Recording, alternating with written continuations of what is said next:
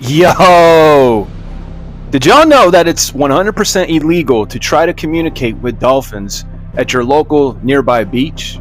Did you know that if you get caught doing this, you can get fined up to $100,000 or sent to jail for up to a year? Now, the video clip I'm about to show you is for entertainment purposes only. I repeat, entertainment purposes only. And it has me raising eyebrows on what's the real reason why they've made it illegal to try to communicate with dolphins. Use your own discernment, comment below, but let's discuss it. This video you're about to watch is quite an eyebrow raiser. Dr. Paul Swam was trained in a college to be a whale trainer, and he became the whale trainer at the Vancouver Zoo, and he started training his killer whale there. But then after about a year, he began to realize that the whale was training him. It became real obvious to him. He says, wait a minute, the whale's actually, having more influence on his life than he's having on that one. And the whale got him to tell him about all the whales that were being killed all over the world, and started to influence him to stop the whaling in the world. So what did he do? He started Greenpeace. He was the founder of Greenpeace. He got the 6 people together. It's one table, which I got to introduce with each one of these people, and got them to go out and start this movement. And he went out on the ships, and he'd been arrested like 100 times. He'd go out on these ships and just start shutting down everything. And they'd arrest him, trying to get him stopped. And they did. They eventually got stopped the whaling in I don't know how many countries. There's like lots and lots of countries that Greenpeace has stopped all of this on.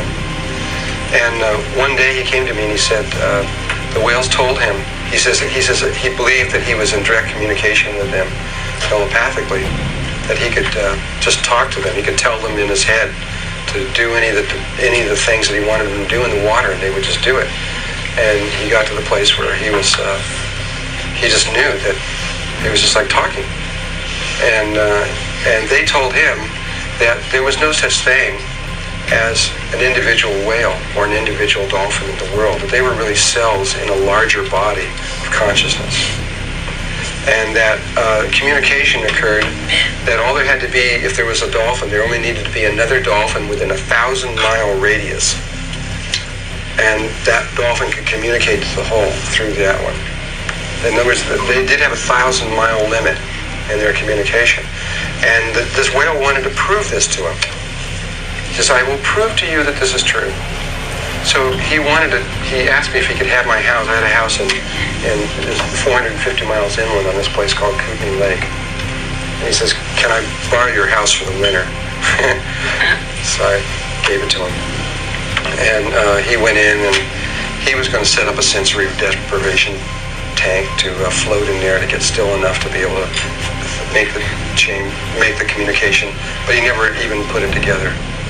And so I came back a few months later, 3 or 4 months later, and he had removed a few walls of my house.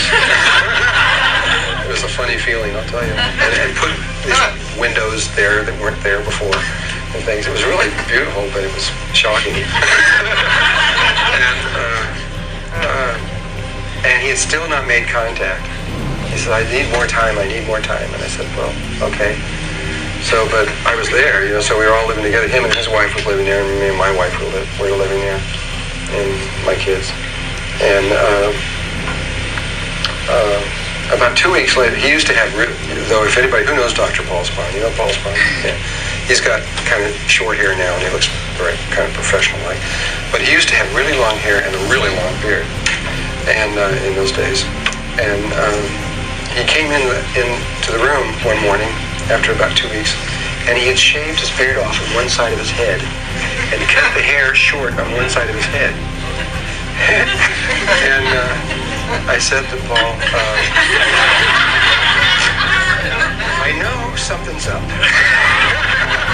I'm sure of it. He says, yeah, I made contact last night. And he says, I'm sure that I did. I did it. And he says, they told me that I was going to be a large influence in the world in all of this, and that I had to look respectable. He says, so today is my transition day.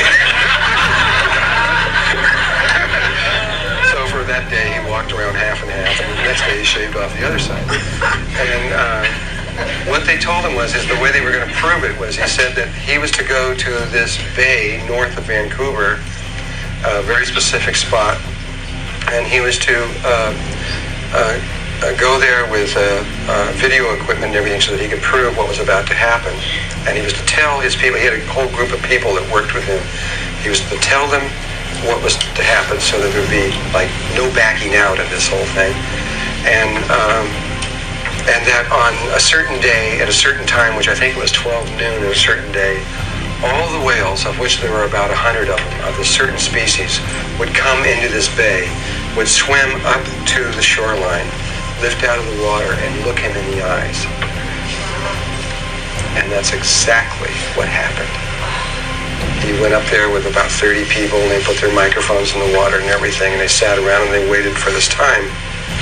And sure enough, all these whales came swimming up to the shore, lifted out, and looked him in the eyes. And obviously, he was never the same after that.